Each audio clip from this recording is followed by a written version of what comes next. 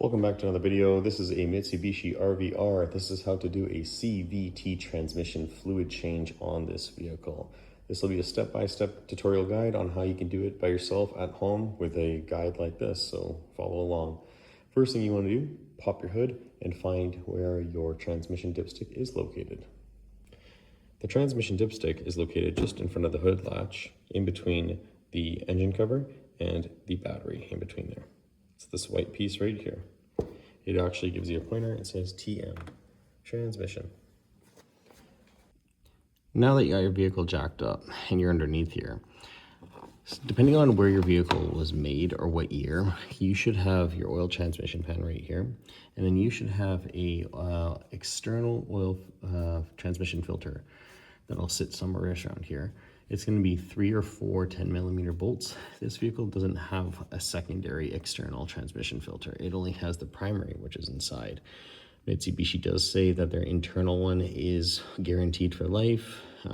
However, you can do some cleaning on it if you want to, or just leave it alone. But yeah, to change the internal one, you just basically will take off all of these 26 10mm bolts, drop your pan. You will need another valve cover gasket.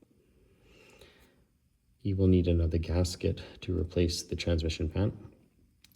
And then you can literally just clean it out or replace it.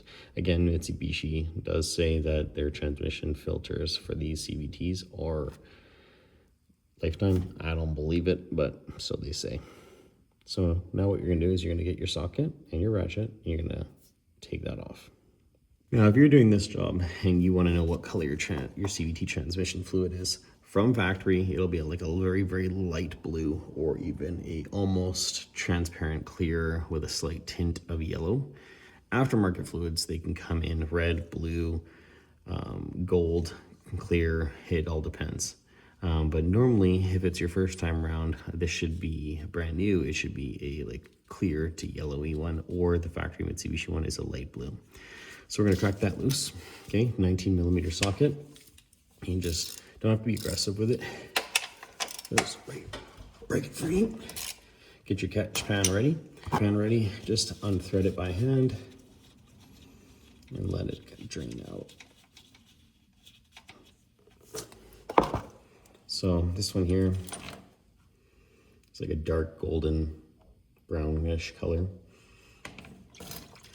You're gonna let that drain all the way down. If your vehicle is elevated on a jack, lower it all the way down so it's all flat, because if you have it on an angle like this, depending where you jacked off your point, you can have it go over here. So level it out and let it drain completely.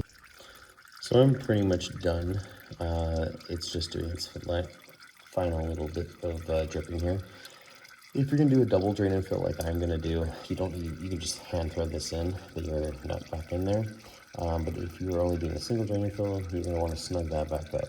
There is a factory torque spec to it if you want to do it, but honestly, go till it's snug. It won't make a difference if you go to the torque spec or not. But now we're going to put this back in, and we are going to fill it back up, and I'll show you what to do after. Now that you're back up top, you're gonna find a funnel that will go into your dipstick right there, your channel there. And I'm using Lucas CVT. I like this brand. It's actually known for the best performance CVT, but at the end of the day, it's all fluid. They all pretty much work the same. So I'm gonna be using Lucas. I will let you know that these vehicles, when you have it and you're filling it up here, you wanna keep a rag nearby, because once you fill it all the way up, you can lift up a little bit to allow air to bypass through it, but it does burp or fart. So put the cover over top so you don't get sprayed in the face. It takes an initial 4.5 liters to fill this thing. So I got a few of these jugs that I'm gonna be using, but make sure if you're doing a single drain fill, 4.5 liters is what you need.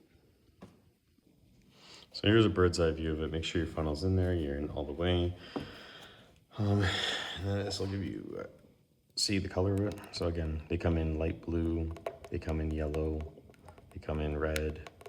So it all doesn't matter what kind of fluid you use. Sorry, what color it is, I mean.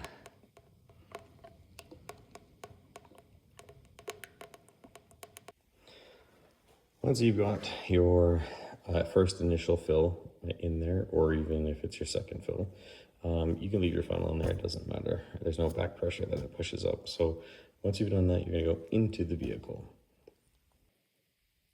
Now that we are in the vehicle, you're just gonna basically turn it on. And we're gonna shift through the gears, about 5 seconds in between. So we're gonna go from park to reverse, to neutral, to drive, to neutral, to reverse, to park, and I'm going to go through it one more time. Reverse, neutral, drive. It still jerks a tiny bit when you shift through the gears, but it'll take time to work its way out. But yeah, repeat that. Once you've done that, go all the way back up to park, shut it down. Now, if you're doing a single drain and fill, you're pretty much done now. You would just go back under there, make sure you're tightened down, and make sure your level is up on full, and then you're done. For those that are doing a second drain and fill, like myself, you're going to go back under and repeat the process again. All right, so I'm done my second drain and fill now. So now basically you just double check your work. So when you're gonna check your fluid level, if you stick this in that tube right now, because that's your check fill tube, it's not gonna give you an accurate reading. It's gonna show that you're way overfill and you're gonna panic. Don't worry about it. Wait 1 to 5 minutes, let it all come down into the pan, and then you can double check it again. And then if you've done your first, second, or even if you're going for a third drain and fill, you just go back under there with your 19mm socket and tighten up your transmission pan plug. Make sure that it's tight. And then after you've done all this, go for a road test, make sure that it's shifting properly before you go out and take it back into service. Anyways, this is how you change transmission fluid on a CVT for a Mitsubishi RVR. Hopefully you found it helpful and useful. Thanks for watching. See you on the next one.